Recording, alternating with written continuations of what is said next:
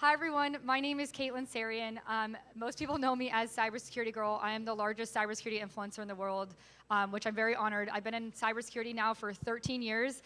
So started off in cyber consulting, learned everything on the job, and then decided I wanted to get more people into careers in cyber about 3 or 4 years ago. So that's why I started the channel, specifically to get more women in cyber.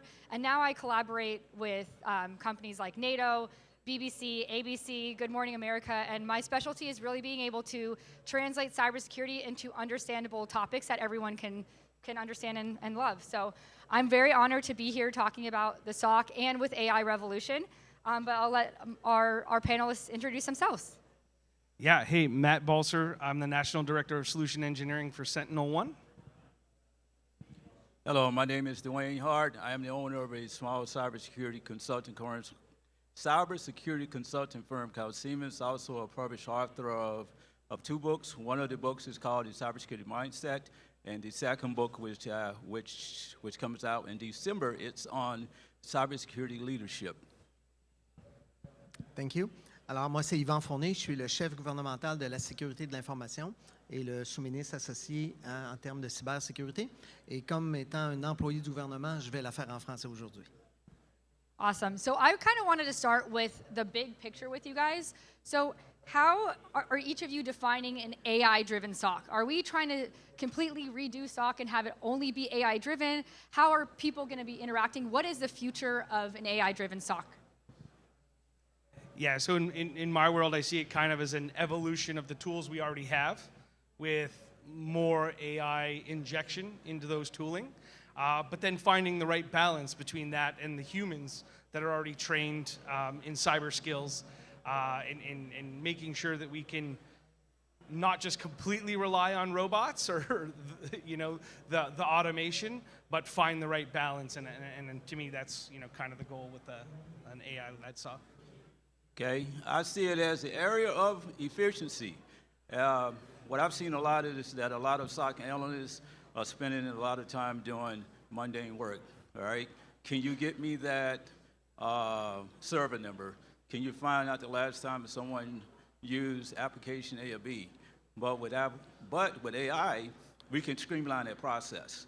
And because then SOC defenders can spend most of their time trying to do what they're supposed to do, which is try to defend the enterprise versus trying to do the mundane work all the time. Thank you.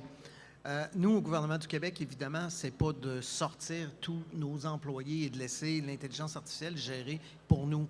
Mais l'objectif qu'on a, c'est de trouver, comme disaient mes confrères, un équilibre entre comment est-ce qu'on peut mutualiser les services. Vous savez, le gouvernement, c'est grand, 200 et quelques OP. Alors, de laisser, essayer de former du monde, essayer d'avoir des gens compétents pour gérer un SOC, c'est très difficile. Pour nous, l'intelligence artificielle, c'est vraiment un élément de mutualisation. Donc, essayer de ramener centralement notre information, comment est-ce qu'on peut gérer, être en mesure de réagir. L'idée, c'est pas de excusez l'expression, de se débarrasser des employés, c'est pas ça du tout, mais plutôt de les mutualiser ensemble et de les emmener à comprendre et aller plus loin dans ce que l'intelligence artificielle peut faire pour nous et être capable d'être plus réactif. Pour nous, l'intelligence artificielle, au niveau du SOC, c'est vraiment être plus réactif, être en mesure d'aller plus loin, plus rapidement, mais de former des gens plus spécialisés. Yep. And so we talk about SOCs kind of becoming faster and smarter and more autonomous, but what does that actually look like for a day-to-day analyst? And I know we kind of covered that, but how do you think their workflows are changing? What skills do you think they're going to need to learn? And is there ever a point where you envision the SOC completely wiping out analysts, and like, where do you draw the line? Yeah, I definitely don't think the role of AI or SOC automation will be to eliminate analysts, but rather empower them. And I think the vision is, it was mentioned, mundane tasks, high big data analytics. Our brains just weren't built for that. I mean, I can't speak for everyone, but I can only probably analyze about 100 lines of telemetry or code in a minute. An AI bot can do billions of lines of code and telemetry and logs in seconds. So, I think there's a big advantage there. And so when I look at what is the dream, it's that everybody has figured out how to use their cognitive surplus. So the humans find their role in looking at what AI can do, collaborating with it as opposed to even just using it as a tool, and then, you know, taking that extra time that it creates to be more proactive. This is where the bad guys have taken advantage of us. They can be proactive. They don't worry about failure. They just keep moving forward, and they have a lot more time to be proactive and come up with the next bad thing that they're going to come at us with. So for me, I think getting the defenders to that same space where we have a lot of more cognitive space to take on new tasks would be the ideal. Okay, I am going to go on one of the concepts that I directly take on the most. You know, the end state of all hackers, well, you know, the end state of cyber defenders is to beat hackers to the finish line, right? So in order to get there, they all have to have that hacker's mindset. But what if they spend 50% of their time trying to go through 7 or 8 different applications, right? Because if you go into a SOC, most of the cyber defenders have 6, maybe 7 different tools, right? So if they have to go between all those 7 different tools just to find one piece of information, imagine how much time has lapsed. So this is where AI supplements and form what I call that unified threat picture, where you have one single view, all your data, and you can spend more time trying to be defensive and searching for those threat actors that are causing harm to the network. But as far as the skill sets, now what we have is a group of cyber defenders that are focused on their jobs, not just trying to find users, service names, and so forth. If we think about some of the upcoming type of work that has to be done, such as your detection engineering, attack surface management, all of those different type of skill sets are going to grow now because they spend a lot more time trying to detect those threat actors. Totally agree. En fait, tout ce qui a été dit, c'est vers là qu'on s'en va. Mes collègues sont bons, hein, n'est-ce pas? Un élément que j'aimerais ajouter, sans être redondant, c'est vraiment la notion de lorsqu'on fusionne des services puis qu'on mutualise notre intelligence commune. Un des éléments que l'intelligence artificielle va nous permettre de faire, c'est d'aller beaucoup plus vite. Je prends l'exemple des 0D. Il y a juste quelques mois, 0D était connu. Avant que les patchs sortent puis que le citoyen corrige le tir, on était en 6-7 jours. Aujourd'hui, en moins de quelques heures, l'intelligence artificielle, dès que le 0D est connu, on est attaqué partout. Alors, comment est-ce qu'on peut faire pour se battre contre ça? Comment est-ce qu'on peut faire, nous, comme corporation gouvernementale, d'empêcher ces gens-là? Bien évidemment, l'intelligence artificielle va être ce qui est notre meilleur ami. Donc, il va nous détecter, il va nous dire ce qui se passe. L'automatisation va nous permettre de corriger ou d'arrêter, de fermer des éléments et permettre, comme mon collègue disait tout à l'heure, que nos gens soient au top de ça, soient en haut de la ligne et tous les éléments de base soient faits par l'intelligence artificielle pour nous permettre d'aller plus loin. L'objectif en arrière de tout ça, c'est comment est-ce qu'on peut être plus proactif, comment est-ce qu'on peut être plus vite, comment est-ce qu'on peut arrêter plus rapidement et comment est-ce qu'on peut être certain qu'on a avisé tout le monde. Donc, évidemment, l'intelligence artificielle va être un allié pour nous tous d'accélérer rapidement tout ce qui se passe. So in order to stay relevant, we always know that we have to innovate and we always know that we have to use AI in some capacity. But how fast are you guys putting your AI into the SOC? Because I know there's some people that are scaling extremely fast and there's a risk to that. And there's some people that are scaling slower, but that also doesn't really allow them to innovate as much. So at what level do you innovate with AI and start using AI to kind of replace what you already have? Yeah, I think it really depends on the type and size of business. We've seen some organizations be very agile. They've adopted an AI strategy, an automation strategy specific to cybersecurity at a very rapid pace. And then we've seen other types of organizations, typically larger or more, I'll say, like quand on pense à la secteur public, il y a des règles d'achat, il y a des politiques qui jouent là-dedans. So it really depends on the type of business. And I think, there's things like vendor lock-in and every vendor telling a similar story that is actually impeding us from getting to where we can actually advance. And again, I always bring it back to the other side. The attackers are certainly not impeded by those same restraints. So I think the implementation of AI strategies and automation, we're actually going way too slow. Certainly here in Canada, I've seen there's, everyone's being very cautious. They're trying to figure out the risks. They're trying to figure out what guardrails are needed. And I don't know that there's a lot of answers out there because there's still a lot of marketing playing in who's doing what. So it is a bit of a challenge, and it's the smaller, more agile companies that are probably leading the way, and sadly, a lot of the bigger and public sector organizations could learn a lot from them. All right, I'm going to add on to one of the things that you talked about, which was vendor lockout, and to talk from my own experiences. I've seen a couple of vendors that try to work with organizations and to bring AI on board. The problem is the data, right? Because a lot of corporations are very afraid that, hey, how can I use my data efficiently, but is it going to be useful for me? Because in this spectrum of AI and cyber, there's so much data feeds. If we go to any type of environment, because you have your threat data, you have some vulnerability management data, you have assets, you have so many areas of data that is supposed to be absorbed. Well, organizations are having a problem now trying to figure out, how do I make use of that data?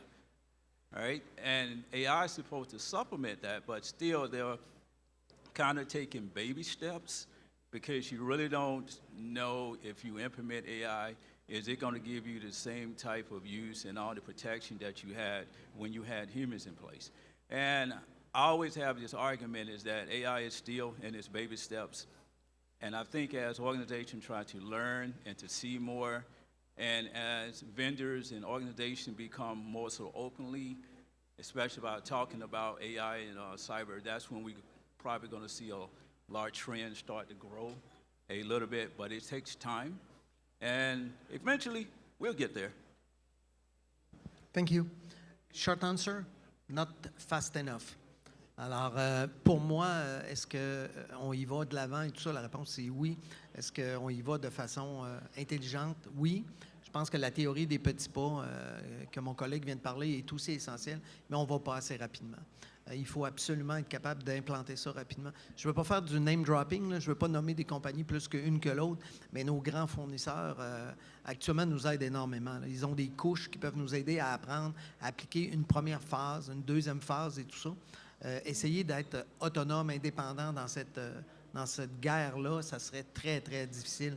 Alors, il faut travailler avec les grands vendeurs, il faut travailler avec ceux qui s'occupent de nous, qui sont en mesure de nous dire, bien, si tu mets cette couche-là, voici les impacts que ça a. En tout cas, nous, au gouvernement du Québec, on est très, très supportés par nos grands revendeurs et qui nous aident à emmener tranquillement pas vite les premières couches. Comme disait mon collègue, la théorie des petits pas, être capable d'y aller une fois, on configure, quels sont les résultats.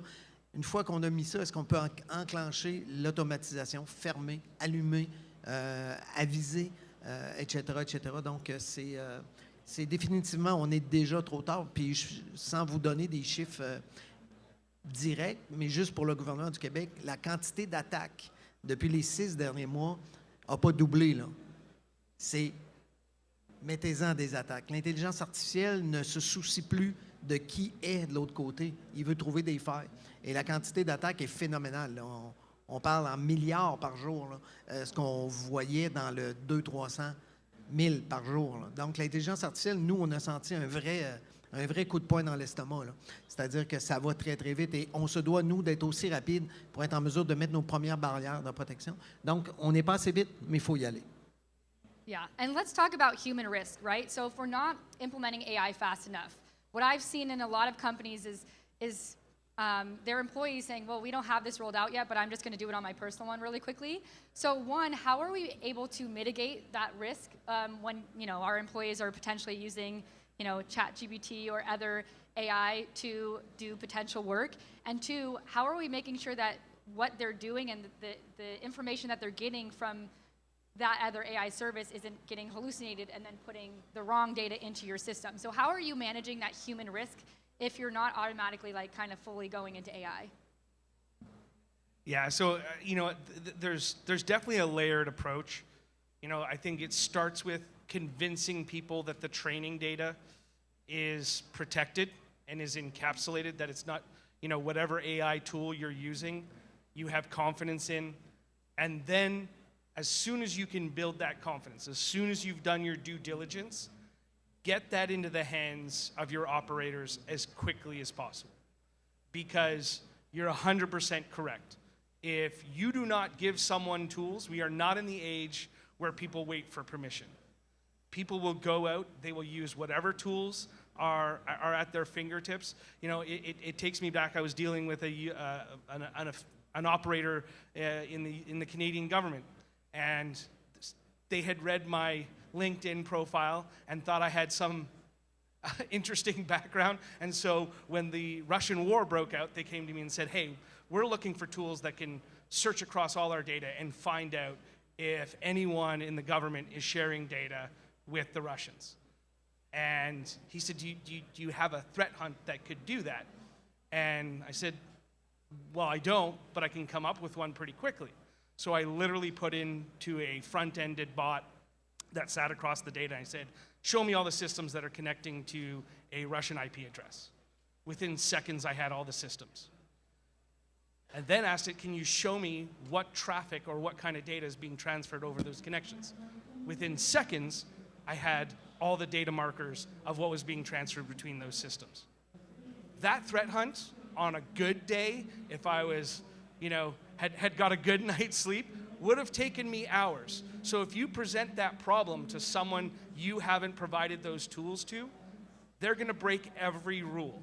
Now, what we didn't realize, the operator didn't even know that he shouldn't be asking a prompt those questions, because the prompt itself becomes training data. So you can't restrict people. You have to do the research. You have to make sure that the tools are secured on the back end. You have to make sure that there's a fit for use policy. And then once you figure out the trust in the solution, the trust in the people, and you have a policy that backs it, then I think you have no choice but to get it into their hands as quickly as you can. Again, the bad guys aren't playing within those rules. So they're not worried about any of that. So their speed is already way ahead of us. We've got to, again, play catch up. All right, I'm going to go back into history and focus on one of the most simplest process that I learned over time. When we build systems, we always have to think about humans. And it's called the secure by design principle. Because a lot of times when systems are built, people are put in the afterthought. So what I've always liked to look at is how can we integrate people into the whole process. Now, who is responsible for that? I'm going to take the road of, say, leadership, all right? Because leadership is the mediator between the technical gurus and the business execs, right? So when we build these platforms and strategize, someone has to have a conversation with the executive groups, because they spend the money, and to let them know, hey, this is the best course of action to take with this platform because we have risk. But at the same time, leadership has to have that conversation with their technical gurus. And there needs to be some type of interaction. So you learn exactly what the technical gurus see, and you translate that over into a business context. And I think with that thought, we can definitely move and channel at reducing risk with AI. Merci. Sans aller dans la même lignée que mes confrères, juste vous mettre en contexte qu'au gouvernement du Québec, on a l'éducation, on a la santé et on a les ministères. On parle de plus de 600 000 employés. Si on essaierait d'empêcher que ces gens-là puissent aller sur ChatGPT, Claude et compagnie, ce serait impossible. On n'y arriverait pas. Donc, un des éléments qu'on cherche à faire, c'est de former nos gens, de les rendre informés. Et on pense que les politiques, on a parlé tout à l'heure d'avoir des politiques, au MCN, on est en train de regarder sérieusement qu'est-ce qu'on veut permettre et qu'est-ce que les gens devraient comprendre lorsqu'on va dans un IA génératif public. Comment est-ce qu'on peut prompter correctement? Puis, je ne sais pas si vous le savez, mais sûrement, mais des fois, les gens vont prompter, puis dans le prompt, ils vont donner une information personnelle sans s'en rendre compte. Parce que les gens, c'est tellement rapide, ça écrit des lettres, ça écrit tes devoirs à l'université en quelques minutes. C'est magnifique, mais dans le prompt, il peut y avoir des données sensibles. Alors, l'orientation que moi, je prends comme chef gouvernemental, c'est plutôt de faire confiance aux gens et tenter de les former. Notre équipe de coordination de tout ça ont déjà des visions. Ça fait déjà 1 an qu'on y travaille. On pense qu'il va falloir limiter certains types de recherches. Je ne vous mentirai pas qu'un de mes rêves, ce serait d'avoir mes propres GPU au gouvernement et mon propre LLM open source où que les gens puissent se laisser lousse, sans contrôle, dans ce qu'ils font comme recherche. Mais quand ils vont devoir aller ailleurs, aller dans des IA publics, bien, d'avoir le réflexe, et ça va les aider à la maison. Alors, nous, on travaille beaucoup sur la confiance et la formation des gens, parce que ce serait impossible. Il en sort une nouvelle à chaque semaine, qu'on faudrait trouver, la bloquer. Comment est-ce qu'on fait pour gérer ça? Très, très, très difficile. Alors, nous, on va travailler sur la sensibilisation, la formation et l'obligation de ceux des formations sur comment se tenir devant une IA générative publique et s'en servir à bon escient, parce que je pense que ce serait une erreur de les bloquer, parce qu'on perdrait de la compétence et de l'agilité. And we've all talked about how we have to implement it and we don't want to do it. We want to do it a little bit faster than what we're doing, but we have to be able to test it before we implement, right? So what are, like, if you had any recommendations for businesses that are in the process of testing before verifying, right? Before they actually implement it, what are some key things that they need to look at before they should feel comfortable putting it into their environment? And I know that's a little bit of a very general question, but how could we help them kind of move the needle along to make it a little bit faster? Like, are there certain things that you look at before you say, hey, this is good to go? Or what are you guys doing to make sure that it's safe and, trusted? Yeah, so you mentioned trust, and I mentioned it, in what I said before.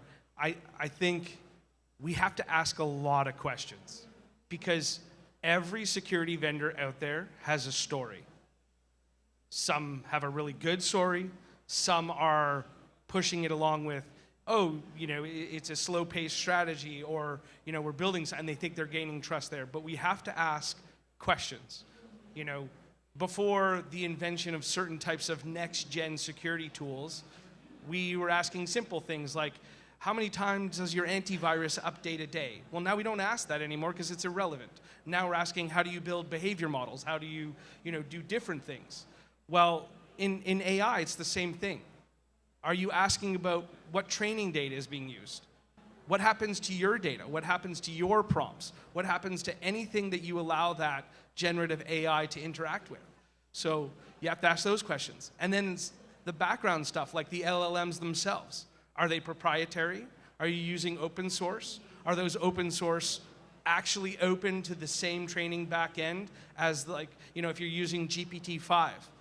Are you actually opening it up to the background of GPT, or have you encapsulated that with your own data? Those are important questions, and they're ones we've never asked before. We just assume that vendors have done their due diligence, that they've implemented guardrails, that they understand. But it's been like the space race. I know, I work for a company that has been trying to push AI out there. And initially, there was a lot of vendors cutting corners because they just wanted to be the first to market with whatever the widget was that they thought would, propel their solution above another. But once people started to take a step back and you meet with the first person who's actually done some research and understands the dangers and the risks of some of the AI models, your company starts to change, and you go, oh, we never thought about, are we actually training on customer data? Are we, allowing this to be open-ended to the internet or other things like that? So it's really about asking a lot of questions, and if a vendor gets frustrated with you asking too many questions, they're probably not the right vendor for you. You probably should talk to someone who's able and willing to answer the questions you have. Wow, that's amazing information. So I'm going to bring up the term called a focus group, because I've seen it happen before. Here's the way a focus group should work. Companies need to pull all their resources together from different teams and say, this is our goal, and come up with the question he just talked about, and go through those questions and figure out exactly what you want, because That's one of the main problems I've seen with businesses. Nobody really knows exactly what they want. So they just buy products and then realize that after 3 years, they've been spending so much time trying to re-engineer it to make it work. But in those 3 years, think about the amount of risk that you put on your enterprise, because you have a tool that is dysfunctional. Cyber defenders can't use it. So I've always said that if you have a focus group and you put that group together and you ask those questions and understand what you really need, that's when you can really figure out exactly where to go with AI, and also too, you can reduce any type of risk that you may bring on your enterprise, because there's enough risk already with threat actors. Thank you. Je suis totalement d'accord avec ce que les confrères ont dit. Nous, au gouvernement, notre orientation est vraiment de travailler avec des environnements qui ont été testés, connus, et on s'assure de les mettre en place en mode plus écoute. Donc, on les met comme en parallèle. On a fait ce qu'on appelle un focus group, nous autres aussi, avec certains OP. Vous comprenez qu'on a entre nos mains vos données personnelles. Alors, il serait important qu'on ne rentre pas une intelligence artificielle qui vienne complètement permettre une action illicite ou quoi que ce soit. Donc, évidemment, le choix du produit, LLM, qui soit open source ou qui soit propriétaire, c'est d'y aller en marge. On regarde comment lui aurait réagi. Puis après plusieurs semaines, on va l'intégrer tranquillement, pas vite, dans des réactions au niveau du SOC. Nous, on a 27 SOC à gérer, là, comment le gouvernement est fait. Le gouvernement du Québec, on a un SOC central et on a 27 SOC qu'on appelle des COCD. Alors, à partir du moment où on met de l'intelligence artificielle, je ne peux pas en mettre pour un puis pas pour l'autre. Donc, évidemment, ce sont des couches qu'on met pour tout le monde, qu'on va mettre pour tout le monde, pour être en mesure de gérer comme ça. Mais évidemment, c'est tout un risque de se lancer là-dedans. Et l'intelligence artificielle peut, si on ne lui donne pas des balises, bien, pourrait prendre des décisions qu'on ne veut pas nécessairement. Donc, nous, c'est d'y aller par la théorie des petits pas toujours, tester, regarder comment ça réagit, quelles sont les étapes qu'on peut faire pour être capable d'accélérer. Donc, c'est vraiment par la théorie des petits pas, mais on va arriver avec des couches plus sophistiquées. Je me questionne beaucoup pour, vous savez, les SOC, on a tendance à se voir comme des grands hackers. Là. Puis là, il y a un signal, on veut travailler là-dedans. Tu sais, nos petits gars, nos petites filles qui travaillent là-dedans sont très stimulés par des nouvelles attaques, mais il y a des choses de base qui traînent sur nos réseaux depuis longtemps, où je me fie sur l'intelligence artificielle pour être en mesure de nous dire, OK, il y a du trafic sur le réseau, là, comme disait mon confrère tout à l'heure. OK, on a du trafic qui arrive de tel État, c'est-tu normal? On n'a pas de service avec eux. Pourquoi la donnée est là? Et ça va nous permettre d'apprendre. Donc, fait que pour nous, l'IA dans les SOC, ça va aussi nous aider à découvrir ce qu'on ne savait pas et sans prendre d'action très drastique automatisée. On va prendre le temps d'apprendre. Puis moi, je vois ça sur 4-5 ans avant qu'on soit en mesure de laisser le contrôle à des IA dans les SOC pour tout gérer. Yeah, and I have one more question, and then we'll probably have time for one question if someone has like a burning question that they want to ask. So feel free to step up to the mic. But my last question is, who's responsible when the AI goes wrong? Is it the vendor? Is it, you know, your own SOC? Like, how are you guys managing that risk when something does go wrong? Because it goes wrong every day. So who do you think is responsible, or how are you managing that risk? Yeah, interesting question. Raise your hand if you've ever been involved in a breach. From either side. Okay, so who was responsible? Was it the vendor that had a miss? Was it SOC operators that were too tired to do the right thing at the right time? Was it a decision maker up the chain that selected a technology, that selected talent to work in the SOC? The answer is everyone. So when you think of when the AI is going to go wrong, who's going to be responsible? Everybody. I talked about the due diligence before. Are you not responsible if you selected a tool, didn't do your due diligence, picked them because they were the biggest name on the marquee, and you had an enterprise agreement with them, but didn't bother to ask them how they're training anything, or if their AI actually leads people to the vulnerabilities they're trying to hide? Is it the vendor's fault because they just wanted to get something to market, instead of taking that one extra step to put one more guardrail in, they just went ahead with it to get it to market first? The answer is everybody's responsible. So, and again, if we don't want the human aspect of this to get wiped out, we have to understand that we have responsibility there and be proud to take the responsibility. Because at the end of the day, that's how you're going to justify yourself. That you were able to make decisions that the AI wasn't able to make. That you understood that the best AIs in the world, we've done tons of testing, they are 90% accurate at best, right? And then I always tell this funny story. My daughter got caught for using ChatGPT to write an assignment. I get an email, and I said, how did you know she used ChatGPT? And they said, well, we got sent this tool by the school board that detects whether a large language model was involved in the writing of the, and I said, okay, so what's the false positive rate of that tool? Well, the teacher had no idea what false positive rate even meant. It wasn't their fault. They're not a technologist. They're a teacher that teaches English Lit.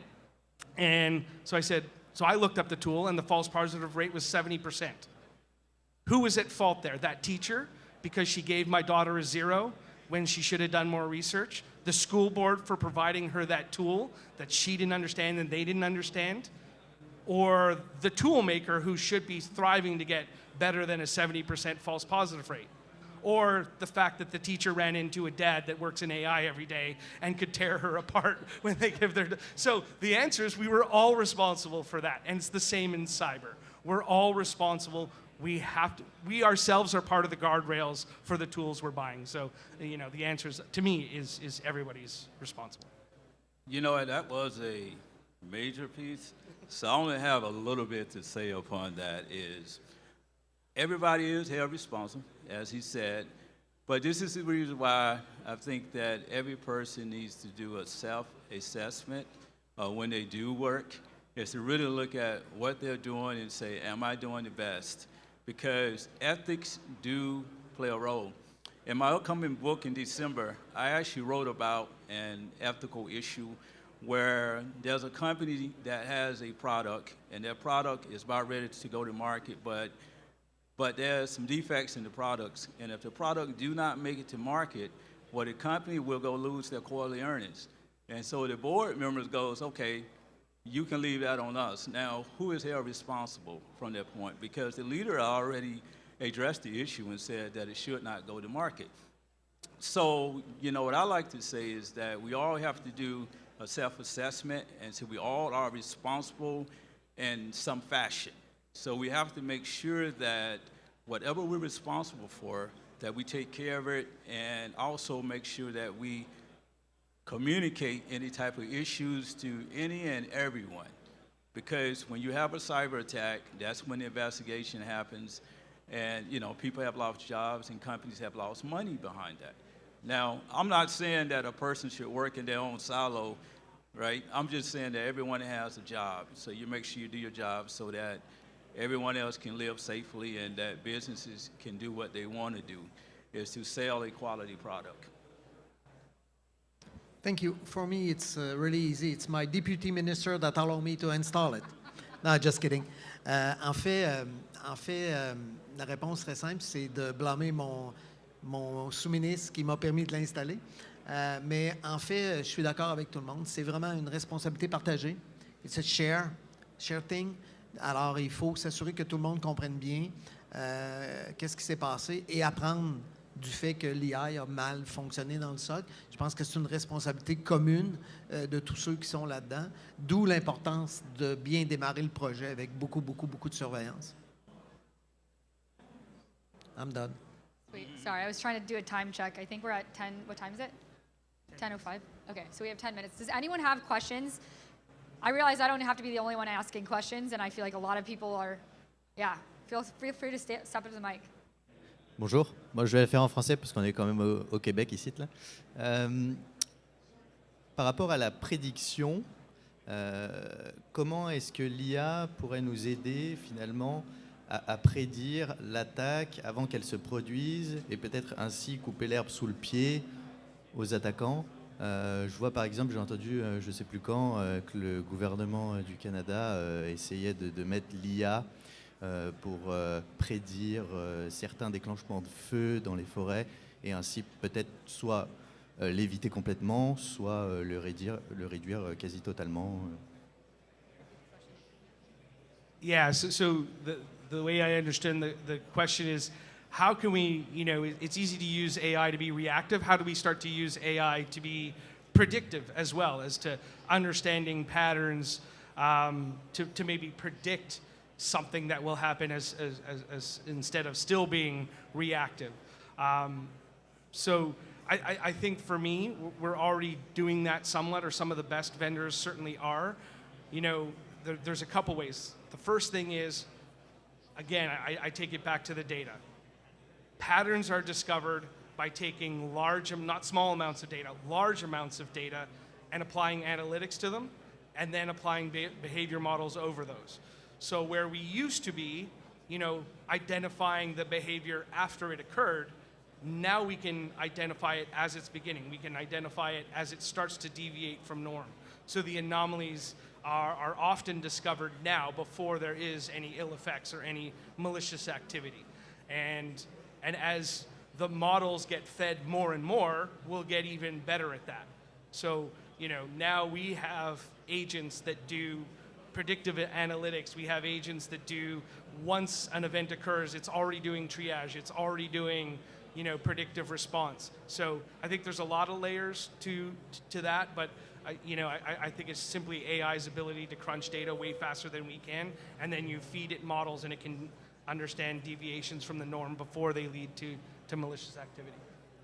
I just want to add on is that when it comes to predictive analytics, we also have to make use of the data and just not let it be stale, because many environments have been caught where they had a cyber attack and there was some great information that they should have researched and utilized, but they overlooked that data.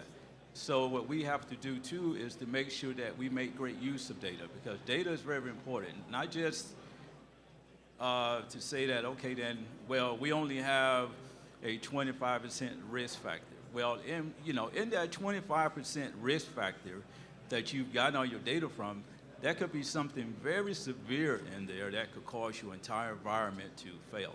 So we have to make sure that we react upon that data and to use it effectively. Merci. Tout à fait à l'aise avec ce qu'ils ont dit, 100%. Je dirais juste que la puissance de l'IA, c'est lorsqu'elle est connectée. Donc, pour être capable d'être prédictif, il faut savoir ce qui se passe avant que ça arrive chez nous. Alors, plus on utilise une intelligence artificielle qui, elle, est connectée avec d'autres intelligences artificielles à travers le monde, bien, je vais donner un exemple. Ce qui se passe, par exemple, en Allemagne, on pourrait le savoir immédiatement, être en mesure de mettre des mécanismes de protection ou même fermer des systèmes parce qu'il y a une vague qui s'en vient.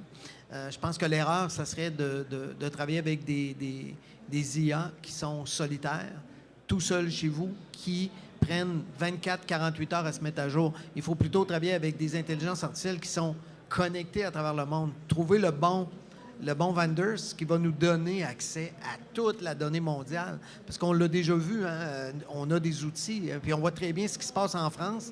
Quelques heures après, ça arrive au Québec.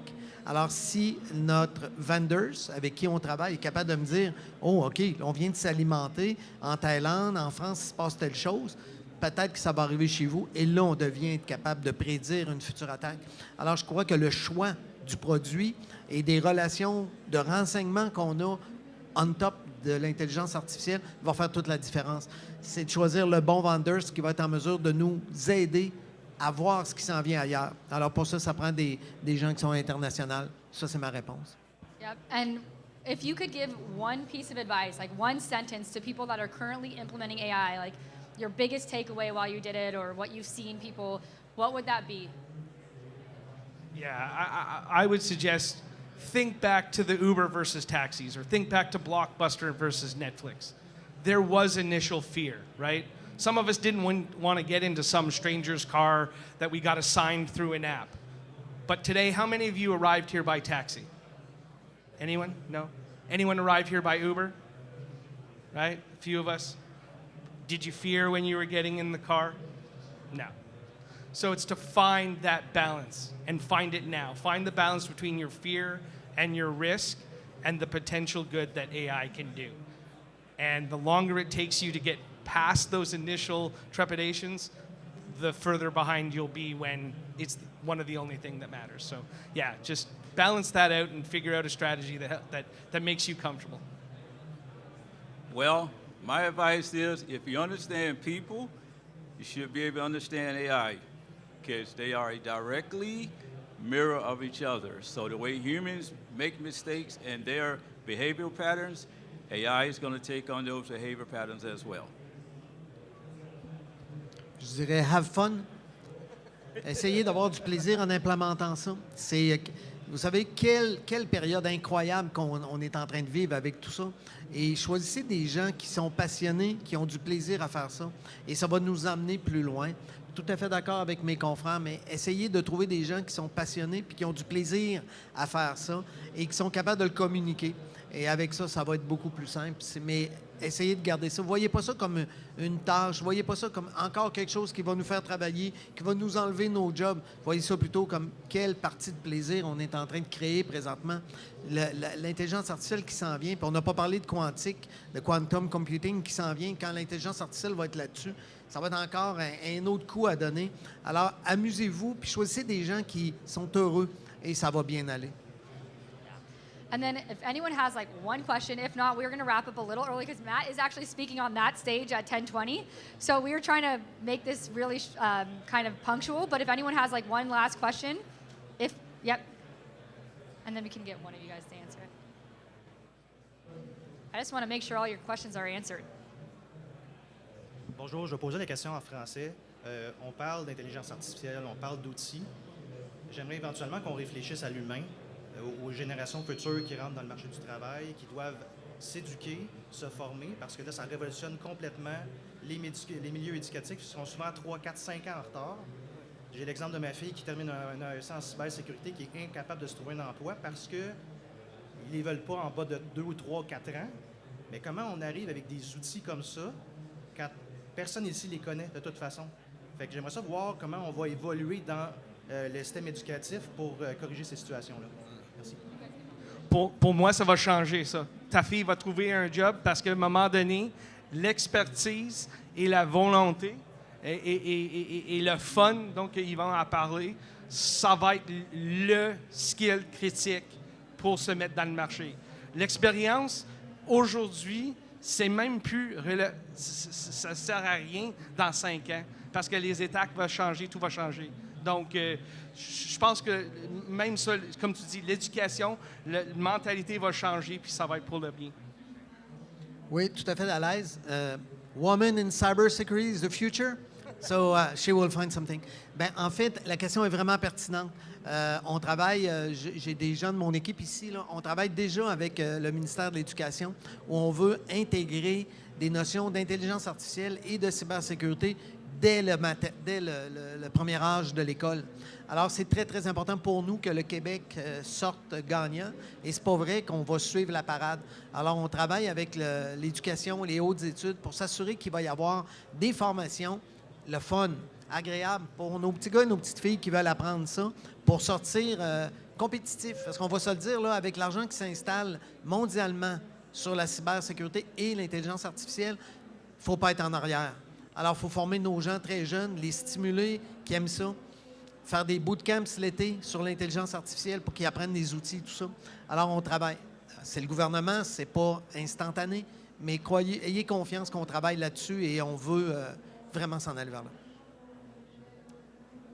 All right. We're I think done. we're good. Thank you guys so much. We really appreciate you coming. And if you have nothing else to do...